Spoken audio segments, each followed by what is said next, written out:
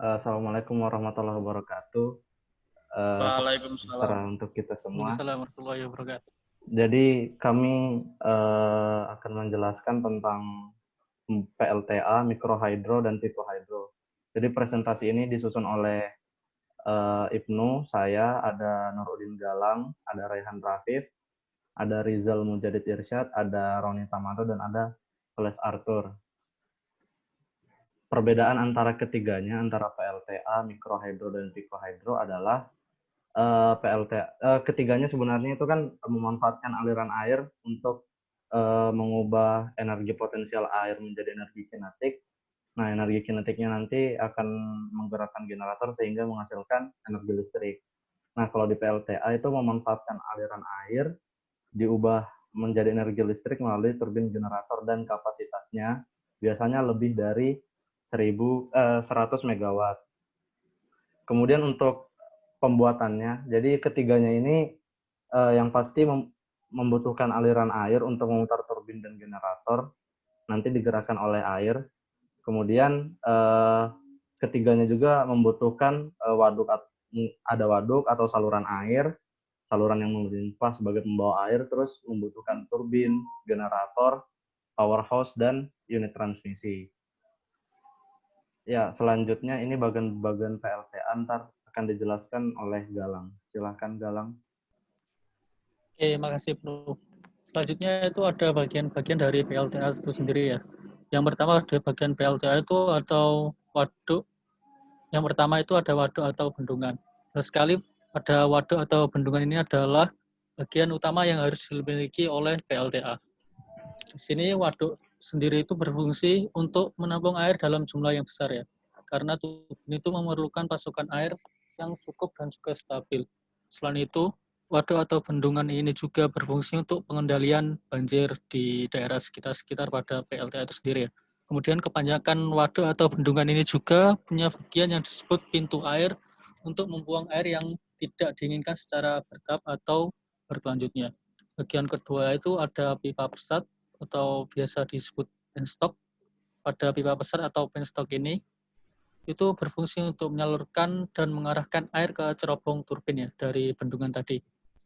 Salah satu ujung pipa pesat itu dipasang pada bak penenang minimal 10 cm di atas lantai dasar bak penenang, sedangkan ujung lain diarahkan pada cerobong turbin.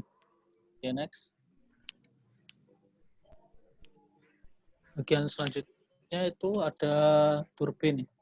Turbin di sini itu memanfaatkan gaya jatuh air yang mendorong baling-baling menyebabkan turbin berputar. Turbin air kebanyakan ini seperti kincir angin ya, bisa dilihat pada gambar. Tapi dengan menggantikan fungsi dorong angin untuk memutar baling, digantikan oleh air untuk memutar turbin. Jadi kalau baling-baling angin itu kan dari angin ya, untuk berputar. Sedangkan turbin ini memanfaatkan daya air yang jatuh tadi untuk memutar turbin itu sendiri. Selanjutnya turbin akan mengkonversi energi potensial yang disebabkan gaya jatuh air menjadi energi kinetik. Selanjutnya ada generator. Nah, generator ini alat yang dihubungkan dengan turbin melalui gigi putar sehingga ketika baling-baling turbin itu berputar, maka generator juga akan ikut berputar. Karena generator berputar, maka generator memanfaatkan perputaran turbin untuk memutar kumparan magnet di dalam generator sehingga terjadi pergerakan elektron yang membangkitkan timbulnya arus listrik AC. Next.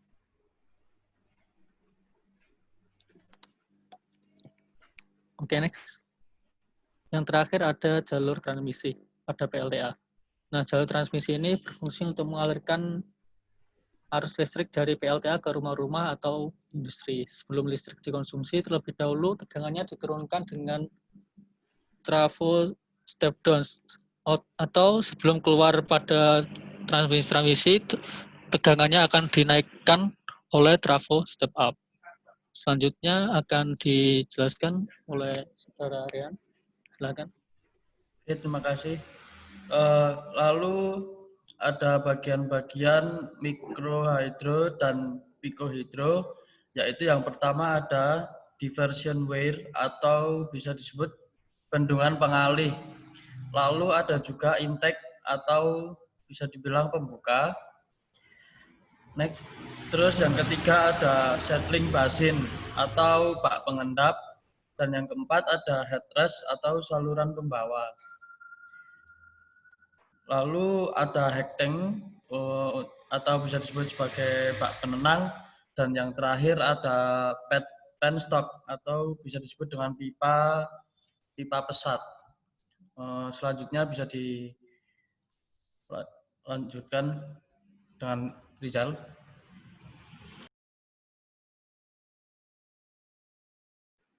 Baik, terima kasih atas waktunya. Kemudian selanjutnya adalah turbin dan generator.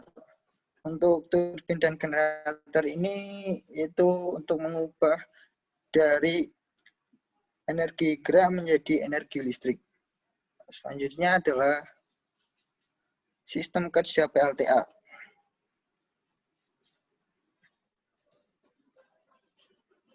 Pada sistem kerja ini air dialirkan melalui pintu air yang sudah diatur untuk mendapatkan debit air yang diinginkan. Kemudian aliran air akan melewati pipa pesat, di mana pada pipa pesat ini tekanan air meningkat. Air dari pipa pesat kemudian akan jatuh pada baling-baling turbin, sehingga turbin dapat berputar. Karena turbin berputar tersebut, maka poros yang terpasang pada turbin yang terhubung dengan generator juga akan ikut berputar. Perputaran generator tersebut menyebabkan terjadinya medan magnet antara stator dan rotor, sehingga akan terjadi aliran elektron dan menimbulkan arus listrik. Listrik yang dihasilkan dari generator tersebut akan dialirkan ke transformator, dan pada transformator itu akan di step up-kan dan dihubungkan ke gardu induk.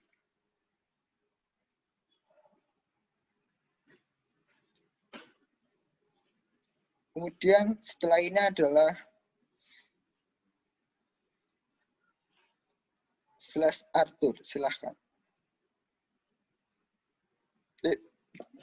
Ya. Roni Tamadu. Oke, saya akan lanjutkan presentasinya. Selanjutnya adalah sistem kerja mikrohidro. Bisa dilihat dari gambar, saluran-saluran yang dilewati oleh air, dan apa yang dihasilkan.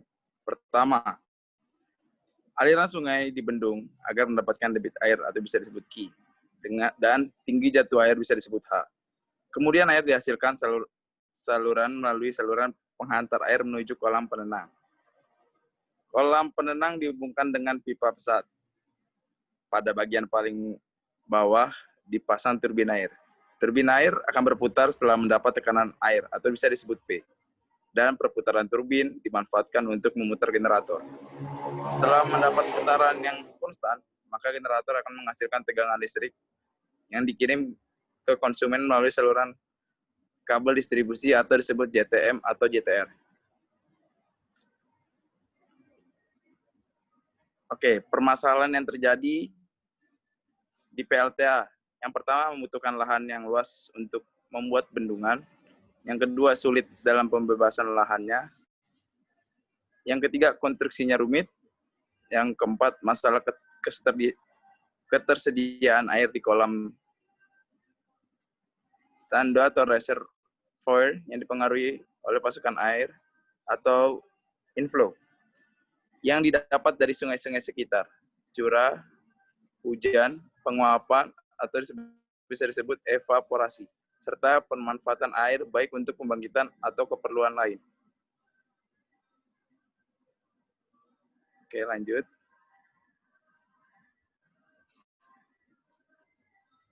Oke, selanjutnya akan dilanjutkan oleh teman saya, Slash Arthur. Baik, terima kasih. Selanjutnya permasalahan yang ada pada pembangkit mikrohidro. Yang pertama, masalah ketersediaan air merupakan masalah yang sering muncul pada PLTMA karena memang skalanya yang kecil sehingga lebih mudah untuk terpengaruh. Lalu yang kedua adalah masalah konstruksi. Jika dibangun di sungai yang mengandung ikan, maka sebaiknya memikirkan sistemnya agar ikan tidak mati karena turbin.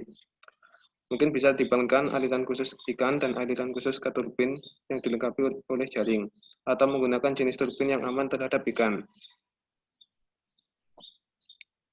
Lalu, pada pembangkit listrik mikrohidro, permasalahannya yang pertama sama seperti PLTMH, jadi masalah ketersediaan air juga merupakan masalah yang sering muncul.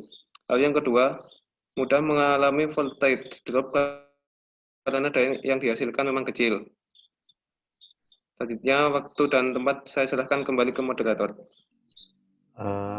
Mungkin itu presentasi dari kami, kurang lebihnya mohon dimaafkan.